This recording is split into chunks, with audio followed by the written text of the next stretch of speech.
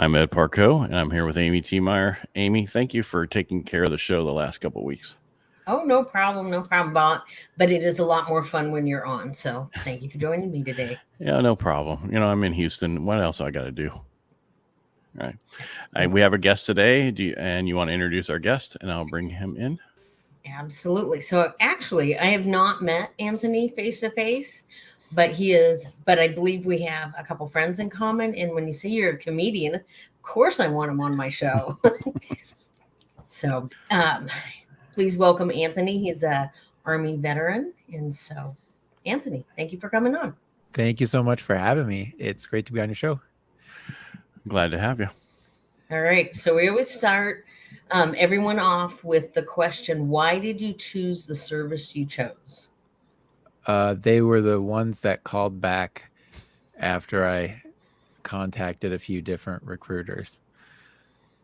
Fair The Air enough. Force, you know how many times I said if that Air Force recruiter would have called 1 week sooner while I was in the Army, like, you know how nice it was when you see them all like in their nice little shoes and like Kandahar, and you're sleeping in a tent for 3 months, and you're like, man, if I just waited one more week for that Air Force recruiter to call back, I could be living in an AC. I agree.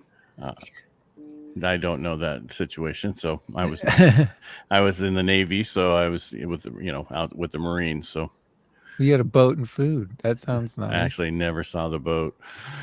Oh, I visited a couple friends on a boat, but never been on a boat. Yeah, I was the only were Navy guy who's been in the Navy for 5 years, 5 months, and 14 days, and never was on a ship. were you a CB?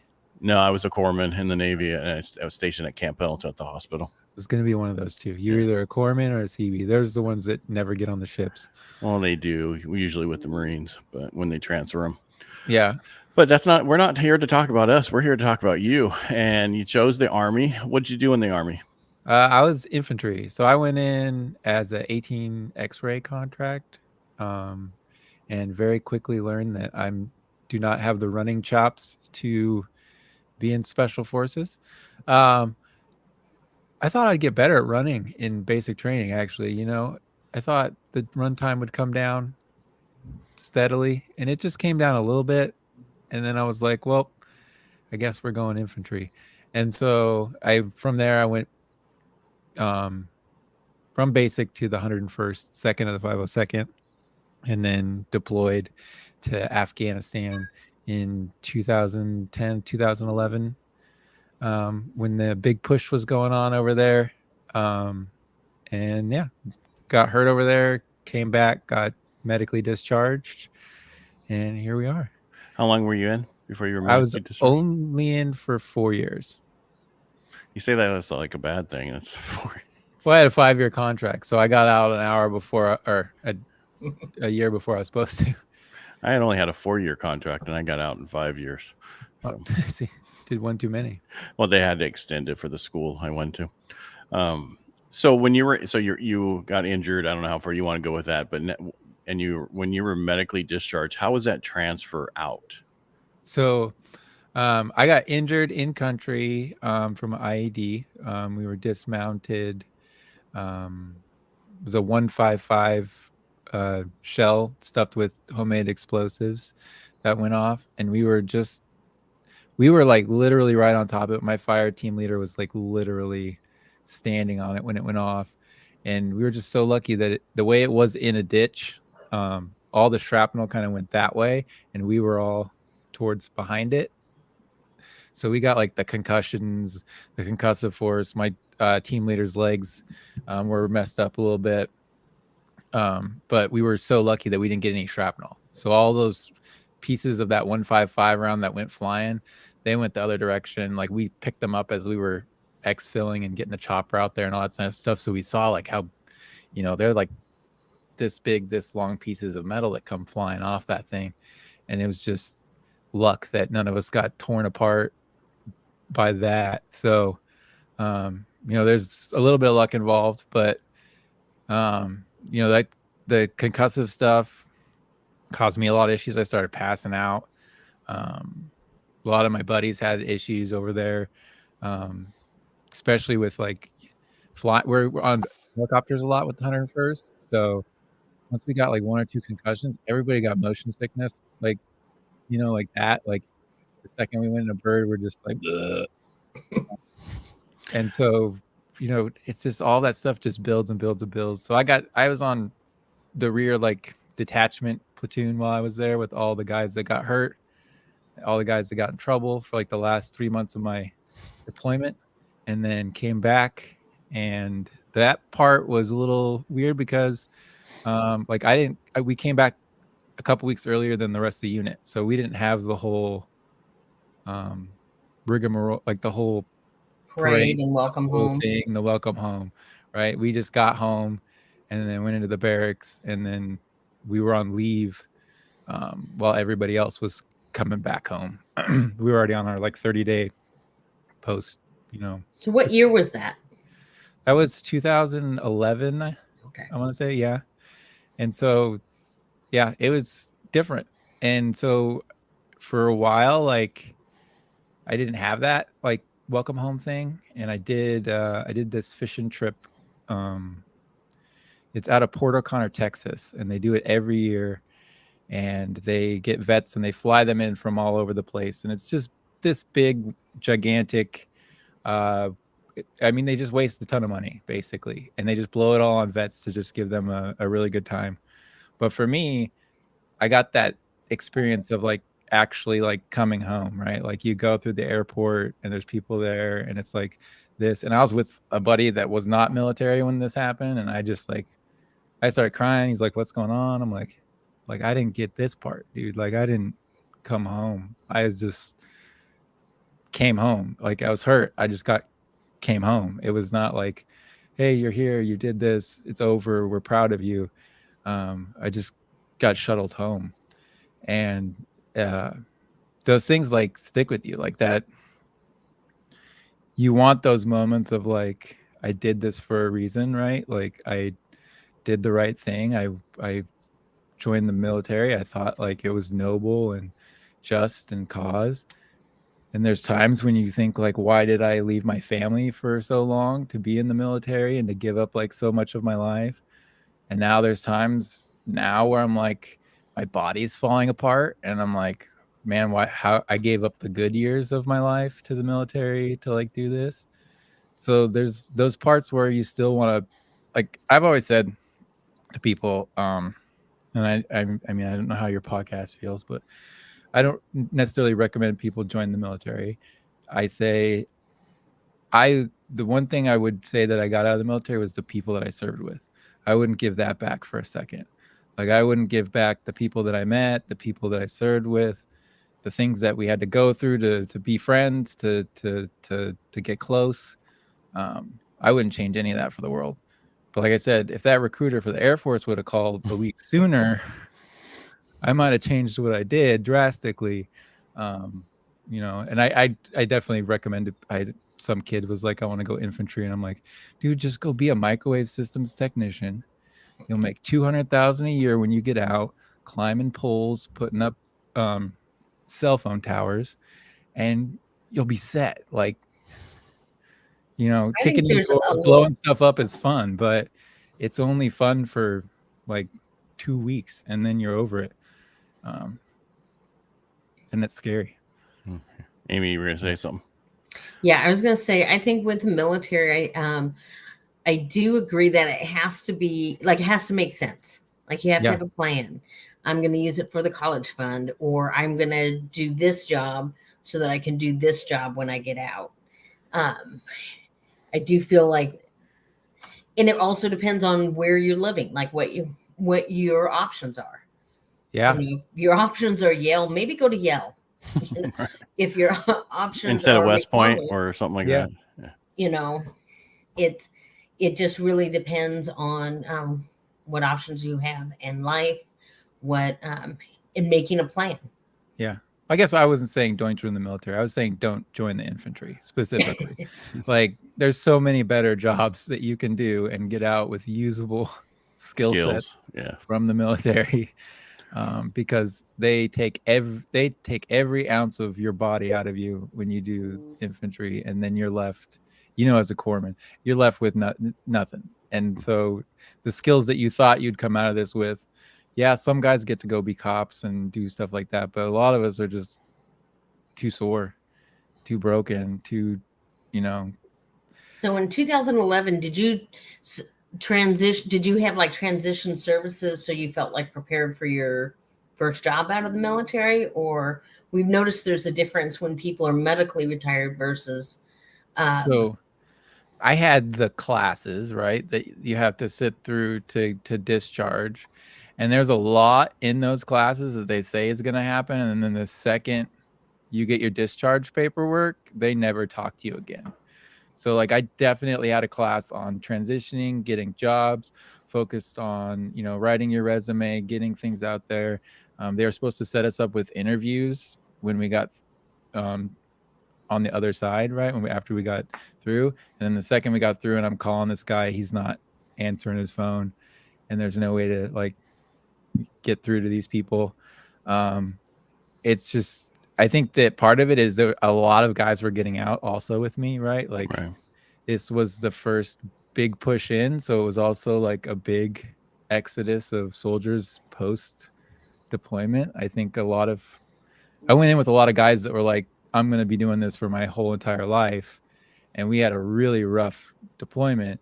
And a lot of those guys were like, I'm not signing another contract. I'm out of here. Right. Like these were guys that did Iraq with the 101st and all these other things. And, this deployment was just different in kind of what we faced. And there were a lot of people left. So maybe that was part of it. Maybe it was just like, I'm trying to contact them. So is like every other person leaving that base at that time.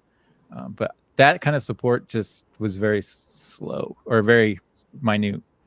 And then when I left, when I went to college, for a while I had a great college, whatever you would call it, like an ombudsman, the person that works there that works with you and the VA and like, puts it all together. There was a great person there for like the first 2 years. I went to Evergreen State, and he would make sure everything was set up, put on events for the vets, get us all together, try to, do things. Cause if you know, that school's like, that's where like all that liberal, big, huge mess happened. And so like, there's a big group of vets that go to that school because it's in Olympia. It's right near Fort Lewis, McCord, so there's a lot of military guys that go there. So just having like a place where you could hang out and be a part of things. And, we are just as much a part of that culture in that school as like everybody else. And in both ways, right? Like we learned to like not be such abrasive asshole infantrymen and, start to take that part of you down a little bit and be a normal person in society. But that first person was great. He was probably one of the biggest as far as like, hey, what are you doing after this? What's your plans? Where are you going to go? Can I help you? Can I talk to people? And he ended up, he still works for the college, but he ended up moving into a bigger position as like a director of something. So I'm proud of him because that's really cool because he's a vet and he's kind of worked his butt off to get there. But yeah, that was probably the biggest support as far as like transitioning career and that kind of stuff. But then I didn't use any of it because now I'm a comedian. Now, so did you finish school? Did you get a degree? Okay, I did. Got my degree. In what? I just want to. Just a bachelor's. Right. So this is the cool thing about Evergreen. Liberal arts. It's whatever you want it to be. Yeah, it's whatever you want it to be. It is. So it's a bachelor's of liberal arts, and that's.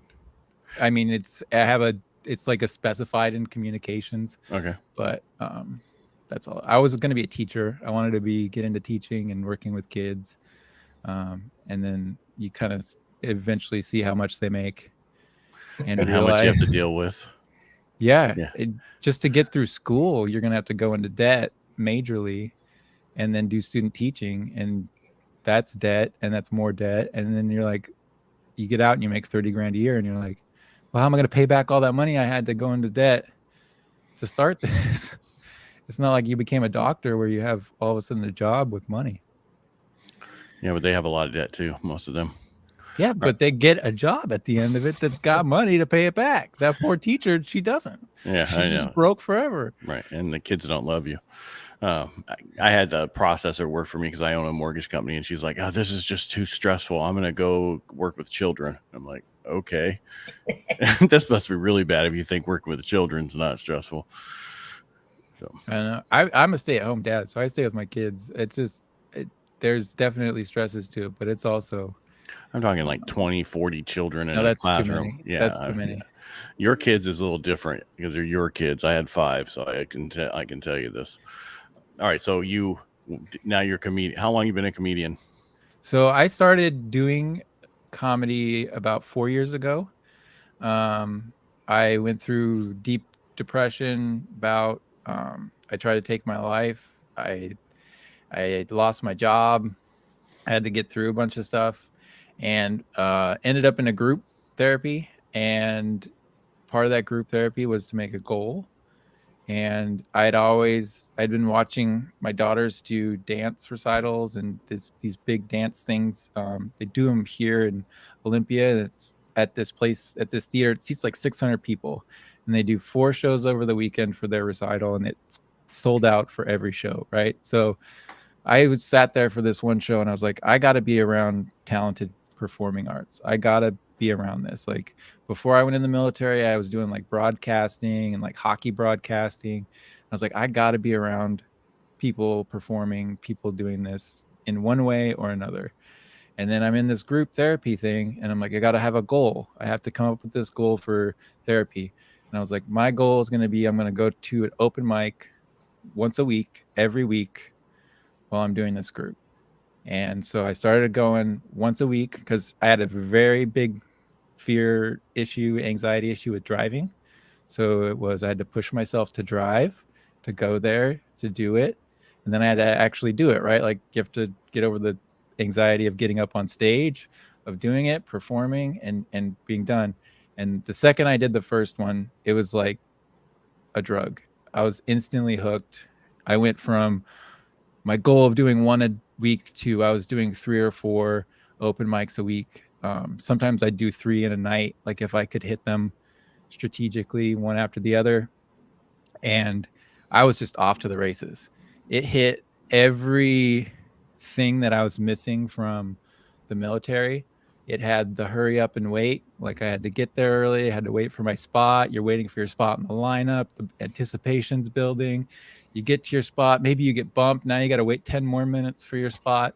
And then you go up, and it's just adrenaline dump on stage where you're up there in the lights, adrenaline dump. And then you get off stage, and you're like, heart's pounding.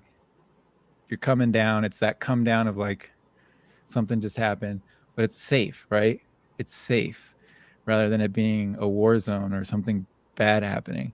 So it's like slowly, like, I feel like has definitely desensitized me to like that anxiety of like, when my heart starts pounding, I feel like things are going to get bad. Now it's sometimes my heart, or most of the time, my heart's getting pounding because I'm on stage and I'm making people laugh and I'm having a good time and they're having a good time. So it's like started to like, morph that feeling in your brain of that Pavlov's dog thing of when it comes up, you're instantly triggered, right. Dopamine. Yeah. So where or do you have a favorite place to perform?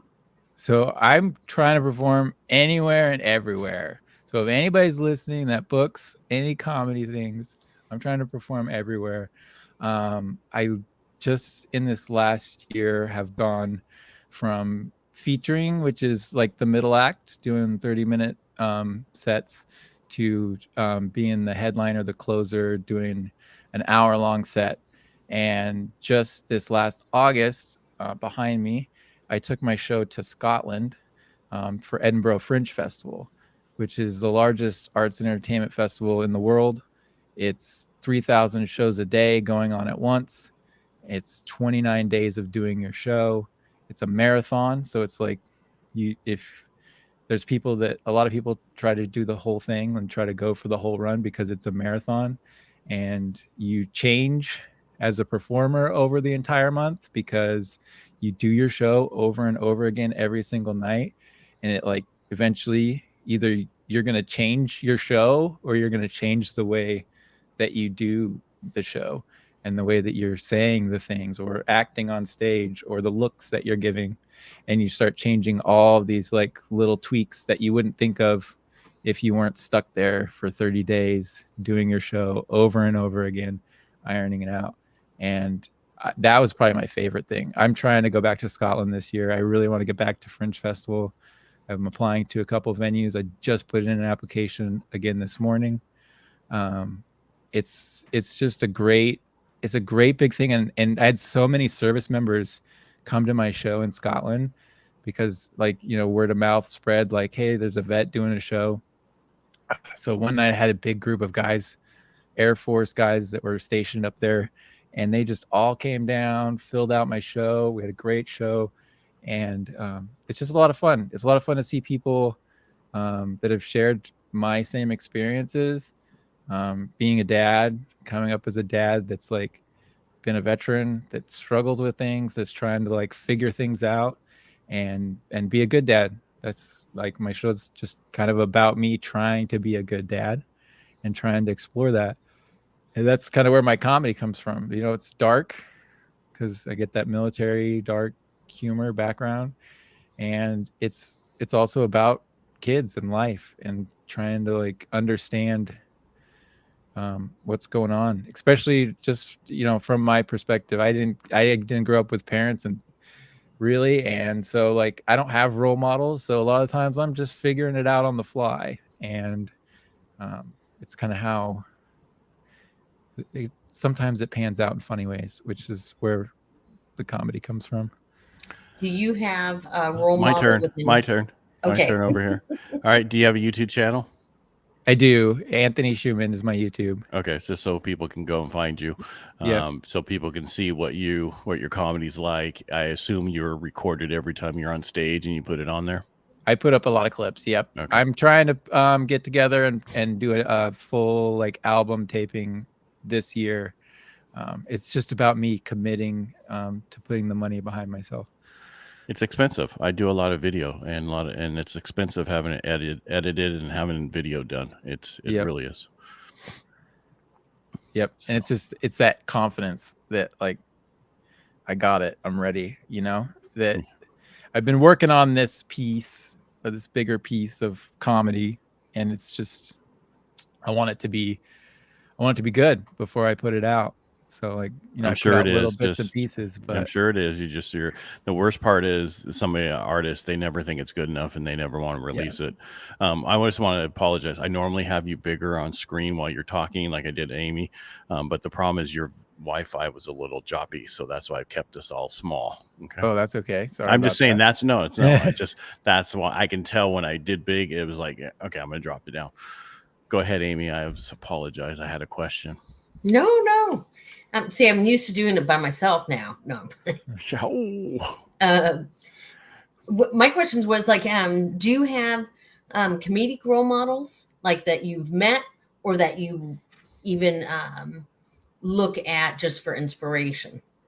Yes, by far. Today is actually a day. 4 years ago, comedian Stephen Brody Stevens took his life today. And he was somebody that I wanted to meet doing comedy. I'd seen him on Comedy Central. I'd seen his stand up. I had listened to him on a million podcasts, and he passed away like just as I was starting comedy. And I literally went to LA, I want to say 6 months after his passing. And I'm sitting there doing I was doing a competition. And I was talking to the producer of the competition, and we're talking about what I was wanting to do while I was in LA. And I was like, kind of only have one plan. I'm just going to go see Brody's bench. They dedicated a bench to him there in the park. And I was like, that's kind of the only thing that I really want to see. Otherwise, we're just going to kind of be tourists. And he's like, come back to my house. I have something for you. And he gave me these shirts that were printed just for Brody's funeral. And it just says, enjoy it, Brody. And it's just like, when you say role models, it's he's this weird role model to me that I never got to meet, because that shirt, like, has I've met so many people and connected with so many other comedians from wearing that shirt, from them seeing that shirt. Like I said, this was something that was like only at his funeral. So like the people that know what the shirt is were his close friends.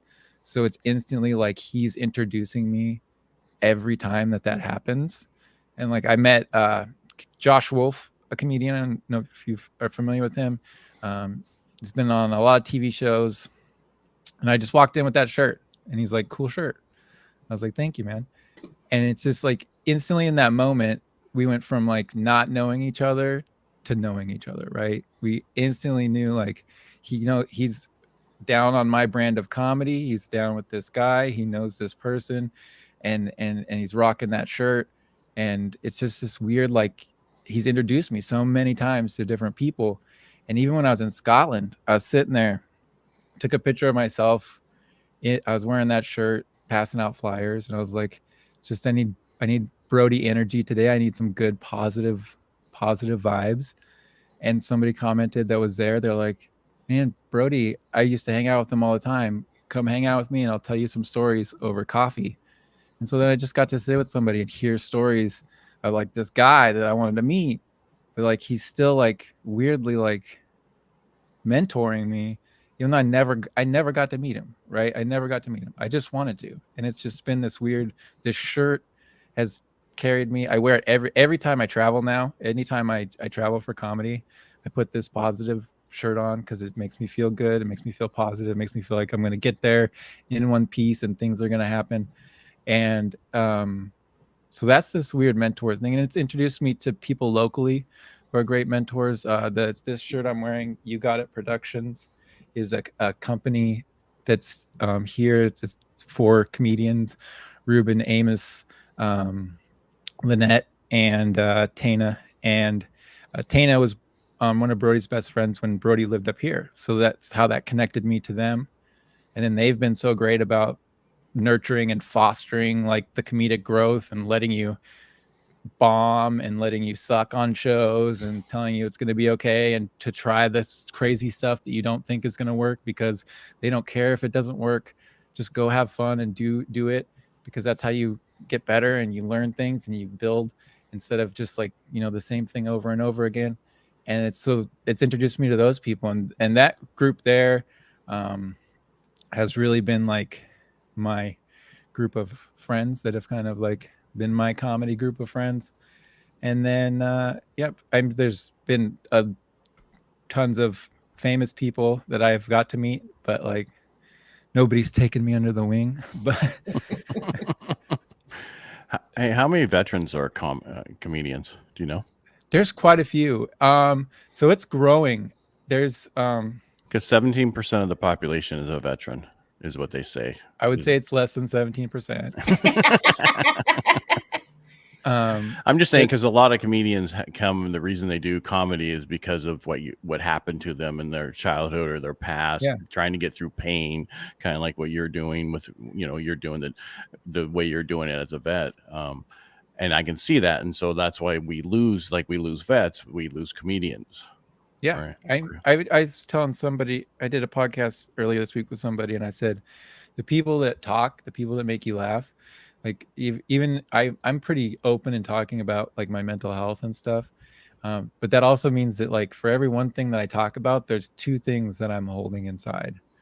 So even though it's easy for me to make jokes and go be fun and make other people laugh, that doesn't always mean like inside I'm not like, this sucks, right? Like I had an experience just on New Year's Eve show. I got a text right before I went on stage that my uncle passed away. And this was the guy that took me in after my parents died. So very close. He was the one that like introduced me to comedy and to stand up. And every road trip was like a stand-up comedy album. And I had to go on stage like literally 10 minutes after like getting this news, right? And it's just like I could have turned to the headliner, and I'm sure he would have been amazing and said like, I can't do it. Can you fill the time? And he was a great guy. I'm sure he would have done it. But instead I was just like, hey, can I do a toast on stage midway? This is what happened. I explained it to him. Great guy, gave me a big hug. He's like, dude, do whatever you want during your set. Go up there, do your thing, right? And this is the biggest thing for comedians. Anytime anybody says do your thing, that's a person I want to work with forever, right? So I went up there and I did my set. I made everybody laugh, right? And in the middle of it, I was like, hey, I got to acknowledge this. I got to acknowledge how I'm feeling. I got to take this drink. You know, I choked up for a second on stage, took the drink, did a toast, said thank you, and then finished my jokes so that everybody got off in a good, happy note. And then it was great, but it was also, at times a shell. And so I think us funny guys, you definitely still got to reach out, talk to us, ask us what's going on, because even though we wear things on our sleeves, we still push stuff down. Yeah. I mean, most people deal with pain with humor. Yeah. So yes. Yeah. Usually the more funny I am, the more crap I'm going through personally. I mean, that's why we use it in the military so much, right? We do jokes against each other that you wouldn't do out in the regular world because you get arrested these days. But well, my wife's an ER nurse too, so I have trouble not having a potty mouth outside the house because it's just dark humor, right? We have to joke about these dark things to like get through them, because the real seriousness of it is terrible. So we try to pepper in jokes to liven it up. My wife's a nurse. I understand. Yeah. It's just all the time. Yeah. But she understands your humor, and that's probably, you guys probably get along really well because you share humor. Yep. I appreciate having you on, Anthony. I'd like to follow your career, so I'm going to check out your YouTube channel and follow you. My son actually is getting stationed he's in Alaska, airborne medic. So he's getting stationed in Tacoma. What's it, JBLM? So, yeah, he'll be here in June, right? Yeah. Well, actually, I think May. Yeah. May? Yeah. So well, then get up here and see a show. I will. Take your son out. Let's have some fun. Yeah, we'll do. All right. Thank you for being on the show today. Thanks for connecting with Amy. Amy, thank you so much for connecting with him. Thank you so much for having me. And if you know anybody else who we need guests. So if you know anybody else, have them reach out to us so they can tell their story. We want people to understand how, what the military is, transitioning, what you do with it, and where you go with it. So yeah. Thank you so much. All right, everybody, make it a great day. Thanks for watching. Amy, thank you for being here. Did you want to say anything before we go? No, just thank you. Say goodbye, Anthony. Goodbye, everybody.